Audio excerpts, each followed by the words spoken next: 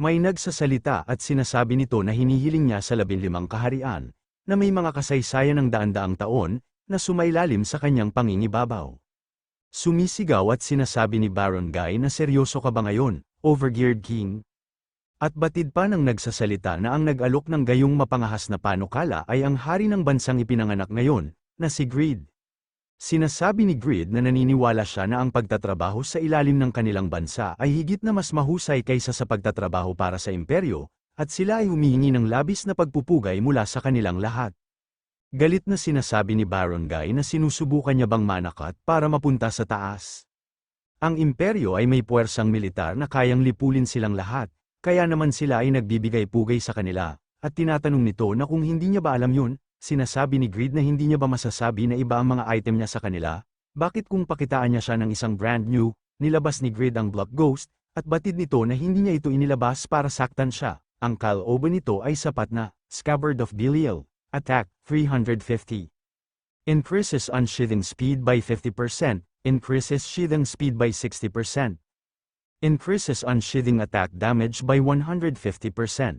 Kapag tinanggal ang kalooban, maa-activate ang Magic Missile Enhanced, na may 4,000 true damage.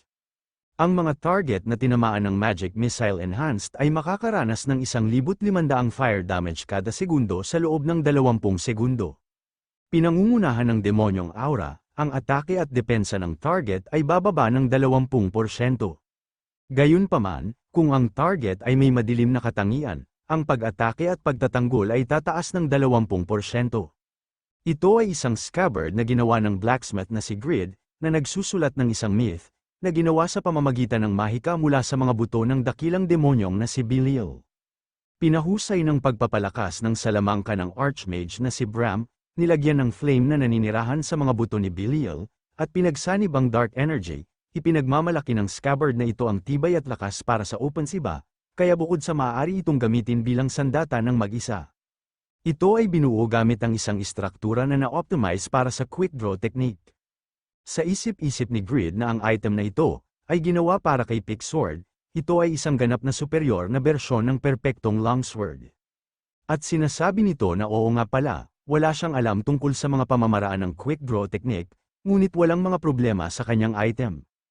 Hayaan niyang ipakita niya sa kanya kung ano ang ibig sabihin niya, para makapagdesisyon siya para sa kanyang sarili. Sa isip-isip ni Raydorn na natatawa siya sa kanyang sinabi, tungkol sa paglampas sa imperyo, sapagkat ang bawat bansang nagpahayag ng gayong katarantaduhan ay nilipol. Ngunit minamaliit ba niya ang mga pamamaraan ng quick draw technique? Ang lakas ng loob niya na maliitin ang swordsmanship skills, at kailangang magsanay ng isang knight sa loob ng ilang dekada para makabisado lang ito. Ginamit ni Greed ang Black Transformation, at gagamitin nito ang Blacksmith Rage, at Pagma-Sword Dance. Sa isip-isip ni Raydorn na sinasabi ba niya sa kanya, na ipakita niya ang kakayahan niya kung sobrang confident siya? Siya ay isang rookie king lamang, pinaikli niya lang ang kanyang buhay sa bulgar na dila. Sumisigaw at sinasabi ni Raydorn na siya si Raydorn, ang lakas ng loob niya na magsalita tungkol sa quick draw techniques, sa harap pa niya. Sige, panoorin niya ang kanyang technique, kung humihinga pa siya. Nagtataka at sinasabi ni Greed na hindi niya pa nakita ang NPC na yun. At napapatanong ito kung ano na naman ba ang nagawa niyang mali. Takot na takot at sa isip-isip ni Baron Guy na siya si Raydorn. Ang solo number knight ng Saharan Empire, siya ang Red Knight na nag-wipe out sa Fold Kingdom gamit ang isang flashing na quick draw technique, dahil palihim silang nagpapalakas ng hukbo. Ang kanyang presensya dito ay nangangahulugan na ang bansang ito ay tapos na. Tiyak na pinapanood din niya ang kahilingan ng alyansa. Ang kanyang Padalos Dalos na desisyon ay nagdala sa Fold Kingdom sa kanyang kapahamakan. Paatake na si Raydorn, at sinasabi nito na siya ang pinakamalakas na quick draw technique ng kanlurang kontinente. Nabigla naman dito si Greed at sinuot niya agad ang kanyang 3-layer armor, at sa isip-isip nito na delikado ito. Pinakawala na ni Raydorn ang kanyang ultimate skill na Solar Slash. Tumatawa at tinatanong nito kung ano ang pakiramdam na tinamaan siya sa mismong teknik na minamaliit niya. Galit na tinatanong ni Greed kung sino ba siya, para sirain ang kanilang pagdiriwang. Hindi naman makapaniwala si Raydorn na nakatayo pera nito, at nakayanan niya ang kanyang atake, pagkatapos niyang gamitin ang kanyang Solar Slash. Si Greed naman ngayon ang umatake at sinasabi nito na mawala ka na. Nanlaki naman ang mga mata ni Raydorn at sinasabi nito na ang pamamaraan na ito ay hindi maihahambing sa Solar Slash. Hindi niya na nakita ang pag-atake ni Grid, at sumisigaw na lang ito sa sakit, at sa isip-isip nito na kahit suot niya pa ang red armor niya, hindi niya kakayanin ang impact na ito. Mabilis na pinuntahan ni Kat si Raydorn at sinasabi nito na buhay pa siya. Dapat nilang hulihin ang NPC na yan, gulat na gulat at hindi makapaniwala si Baron Guy at sa isip-isip nito na natalo niya ang solo number knight sa isang atake lang. At napapatanong ito kung tinatago ba niya ang ganitong lakas. Napapamura na lang si Baron Guy, at sa isip pa nito na seryoso ang kanyang deklarasyon na malalagpasan niya ang imperyo, Overgeared King. Kung ganoon, hindi na kailangang ituloy ang away na ito. Kamahalan, mangyaring magtiwala sa aking instincts dito. Sinasabi ni Baron Guy na sila, ang Fold Kingdom, ay susunod at maglilingkod sa Overgeared Kingdom. Ipapangako niya na kukumbinsihin niya ang kanyang hari. Sa isip-isip ni Grid na mabuti, nakuha na nila ang isang kaharian. Nagtatag siya ng isang vassal state sa araw ng kanilang pagkakatatag. Ito ay isang mahusay na tagumpay. Ngunit, ang ganitong panghihimasok ay ang pinakamasama sa isang seremonya ng pagtatatag, kung saan kailangan niyang magtanim ng hindi natitinag na pananampalataya sa mga dadalo. Kailangan niya ng isang bagay upang baligtarin ang nakababahalang atmosphere na ito. Biglang nagsalita ang papa na si Damian, at sinasabi nito na sa pamamagitan nito, inilalahad nila ang pinag-isang kalooban ng mga elder. Ito ang kanilang pinakamalaking pagpapala at karangalan sa kanilang kapatid na si Grid, na nanguna sa pagdudulot ng kapayapaan sa daigdig, ay nagtatag ng isang bansa.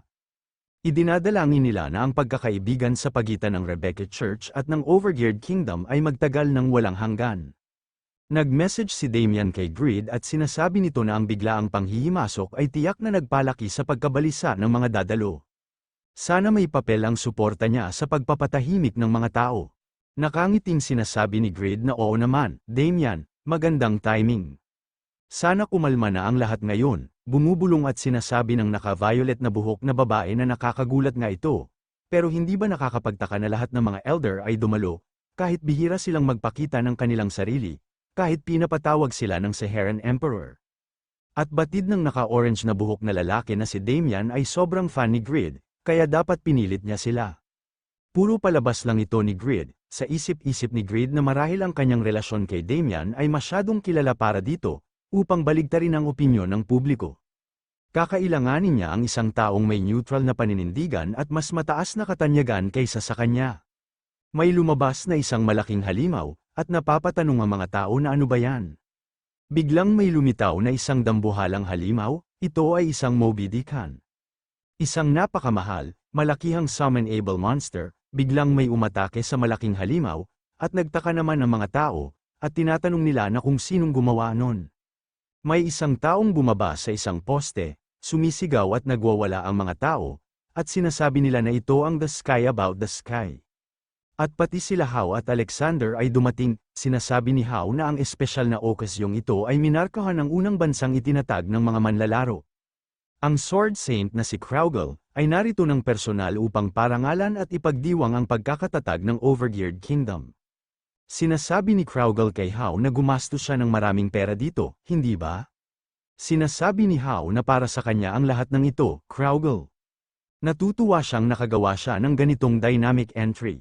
Sinasabi ni Kraugle na congratulations Grid, at sa isip-isip nito na sana ay gumanap ang kanyang pangalan, sa pagsuporta sa kanya, sa hinaharap.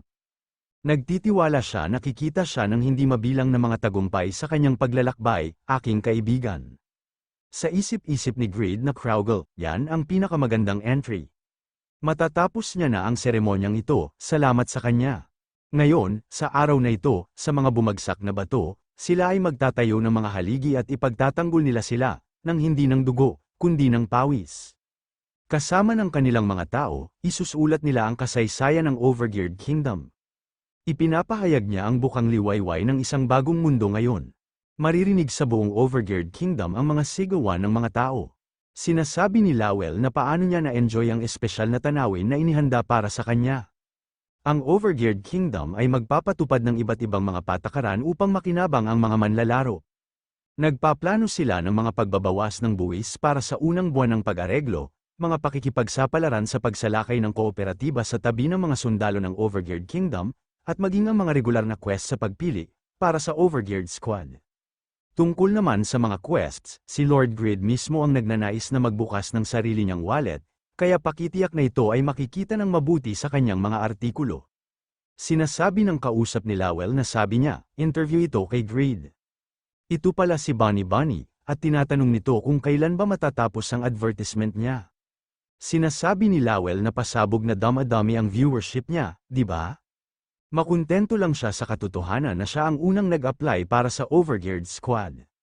At siya ang pinakamahusay na streamer sa mundo, Bunny Bunny. Nagulat naman si Bunny Bunny at sinasabi nito na mag-apply para sa Overgeared Squad. Ako, sinasabi ni Lowell na kung tumanggi siya, makakatanggap siya ng impormasyon sa huli sa Overgeared Squad. Napilitan naman sumang-ayon si Bunny Bunny, sinasabi ni Faker na ikinulong niya ang lalaking nagngangalang Raydorn. Sinasabi ni Grid na great job, Faker, siguraduhing malaman kung kanino siya nagtatrabaho. At huwag niya siyang patayin, sa isip-isip ni Grid na kalahati ng kanyang kalusugan ay nabawasan sa isang strike na yun. Iyon ang pinakamalakas na pag-atake na nakita niya sa isang NPC maliban kay Piaro. Kung marami pang banta na ganito, kailangan niyang dagdagan ng mga bodyguard na nakatalaga kina Irene at Lord. Sinasabi ni Grid na ang nakuha nila dito sa ngayon ay, itong si Baron Guy. Mula sa Fold Kingdom, narinig niya na sobrang tigang ang lupa doon, tama ba?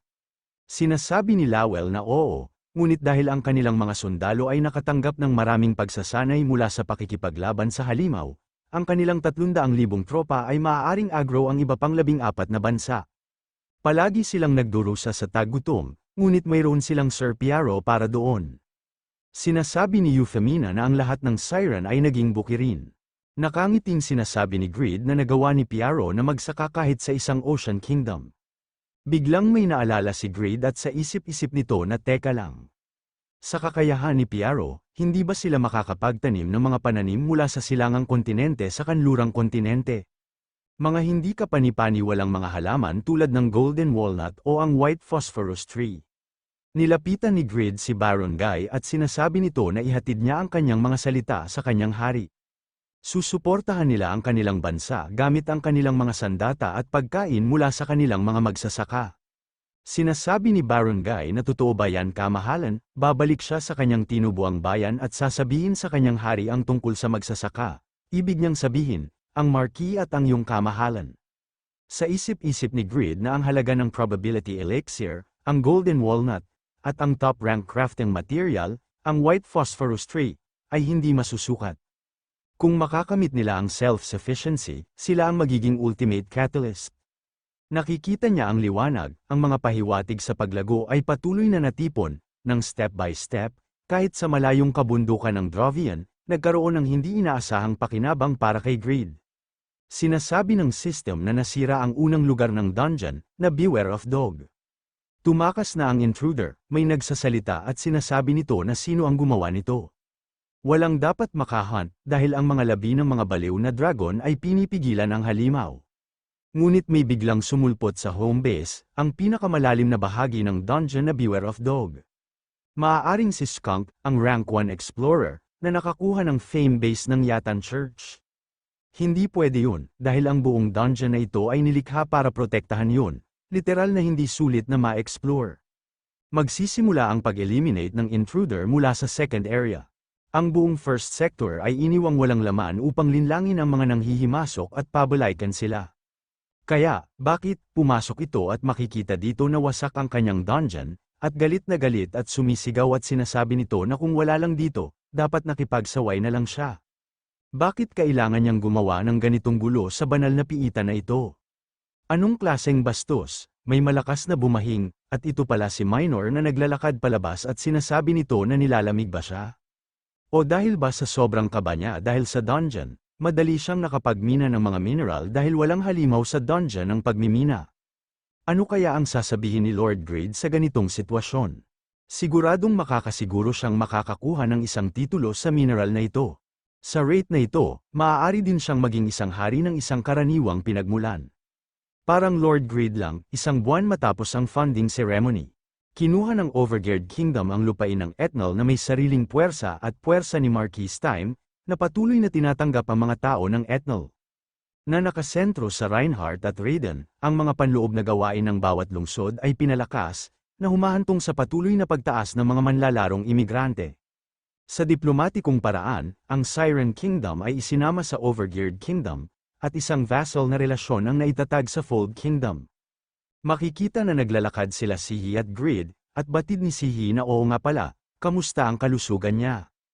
Nakita niya sa balita, at apparently, talagang abala siya dahil sa dami ng bagay na dapat niyang asikasuhin bilang hari. Sinasabi ni Grid na si Lowell ang may hawak ng lahat. Nakatambay lang siya sa smithy, sa isip-isip ni Sihi na pagsasamantala na naman ang taong walang awa na yan. Kailangan niya siyang bantayan bilang santo, at batid ni Sihi na huwag siyang masyadong magtiwala sa kanya. Baka hinaharas niya ang mga tao kung alam niya lang. Nagtaka naman dito si Grid at sa isip-isip nito kung may nangyari ba sa kanila. Totoo naman na ang tagal niya na siyang hindi nakikita pagkatapos niyang ibigay ang pangangalaga sa kanya ang lahat. Maaari niya ring bisitahin ito. Sa Rebecca Church, makikita si Lowell na nagdarasal at sinasabi nito na Goddess Rebecca, ito ba ay tunay na isang panloob na sugat, na kahit ang iyong kabaitan ay hindi maibabalik?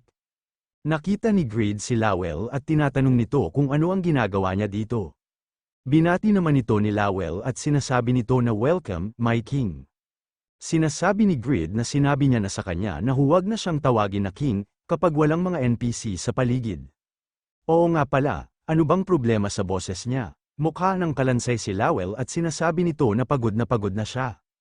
Nakikiusap siya na gumawa siya ng ilang mga quest, sinasabi ni Grid na maupo na muna sila.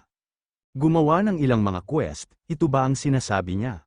Akala niya ba, na sinabi niya na ang mga quest ay madaling malikha gamit ang autoridad ng hari anumang oras?